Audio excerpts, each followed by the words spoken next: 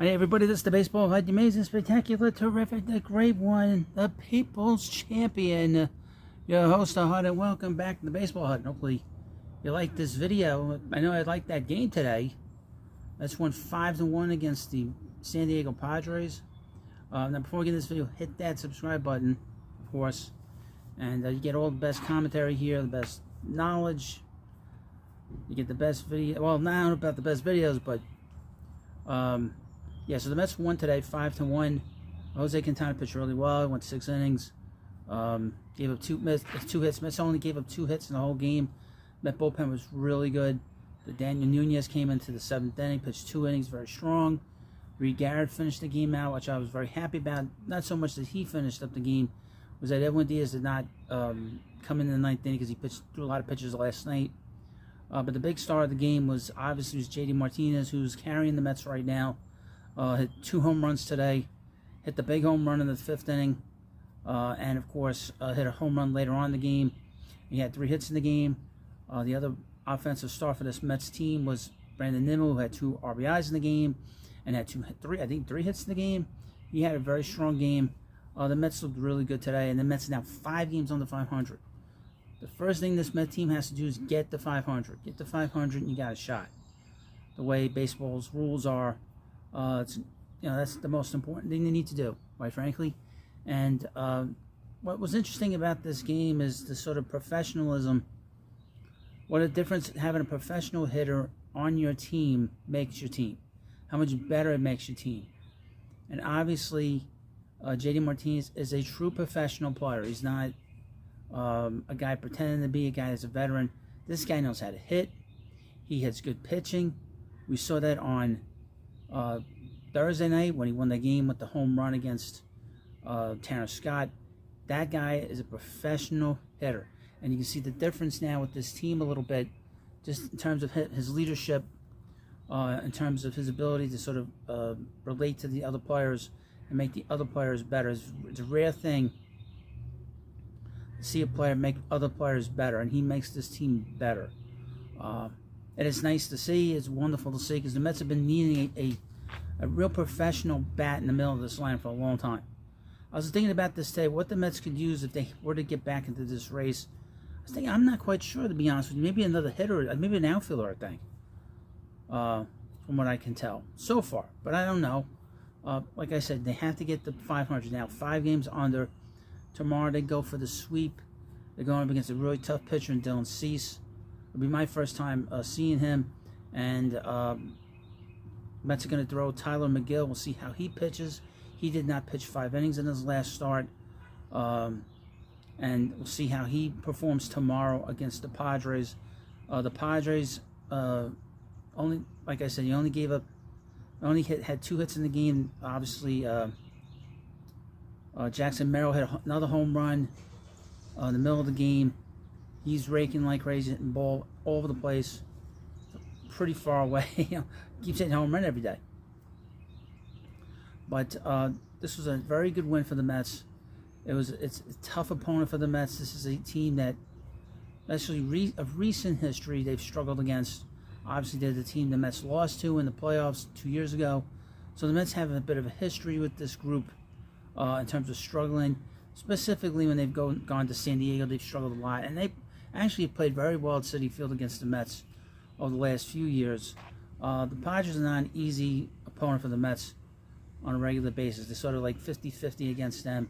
And it can be a real struggle. But what was been interesting about this run is you see the professionalism by Martinez and how important he's been to this line. Because it didn't have him in this line, they probably wouldn't have won this game.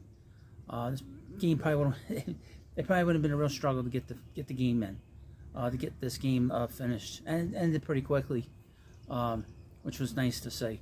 But tomorrow, like I said, we'll see how well Tyler McGill pitches. He's kind of pitched similarly to how he's pitched. Struggles to get through 5 innings. Has a big inning where he blows up in the middle of the game. I will mention Jose Quintana pitched really well today. So that's very good, considering he has not pitched well. He didn't get a win in almost 2 months. It's the first win he's had since then. He's now 2-5. And like I said, the Met pitching has picked it up, and that is the key to winning, obviously. And even though they're getting timely hitting from Martinez, the key is this pitching has kept them in the games. And if your pitching is keeping you in the games, you've got a chance. So things have picked up a lot over the last couple of weeks. And now 8-4 in June, a big difference between how they played now to how they played in May. May they went 9-19, and last year June was just a complete, total, historical disaster. One of the worst Junes in the history of this ball club. But they're in good shape right now. They're 8-4. Hopefully they get tomorrow. Then they go on a very could be a difficult road trip, a rather rigorous road trip, with having to face the Rangers for 3 days in Texas, and then they go to Chicago to play the Cubbies, and 3 games, I think 3-day games in Chicago, and we'll see how the Mets play in Texas against that really good team down there. But continue to do what they have to do. Get timely hitting from Martinez. Like I said, I'm so happy the Mets got him. That guy can still hit at his age. I was thinking, when was the last time the Mets had a professional hitter like this? I think it'd probably go all the way back to Moises Alou. I mean, that's probably what we're talking about here. He's probably the last guy that was a right-handed bat that was a real professional hitter, and I think Moises Alou was probably the last guy. But the thing about Alou is he's always hurt. He was always hurt when he played. Martinez has not really been hurt, other than with his back the last couple of years, and he missed time, I guess, with a leg injury last year. That's why he missed 50 games with the Dodgers. But this was a good win for the Mets. This was a fun game to watch. The juice is starting to get back into the park. People getting back into it. Just got to keep it going, keep it rolling. One day at a time, one game at a time. I don't really want to have to talk about how the Mets are breaking this team up. I know I've done a lot of videos on that, but you can't help because of how badly June was. How badly May was. May was just so bad, and it was a very difficult schedule. But the one good thing is the schedule is loosening up a little bit. They're playing a lot more teams that are on their level, and they're going to be playing tomorrow, which is going to be a tough game with Cease going on the mound against the Mets. And obviously, this road trip is going to be a real, you-know-what. But get the series in. They're now at least going to go 4-2 at home.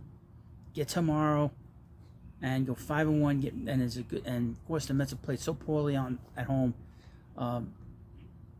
They played so poorly at home this year, but hopefully they start to pick it up now. And one thing about Martinez, he's not intimidated by the sort of history of the ballpark. He said the reason why he came here is because he played so well.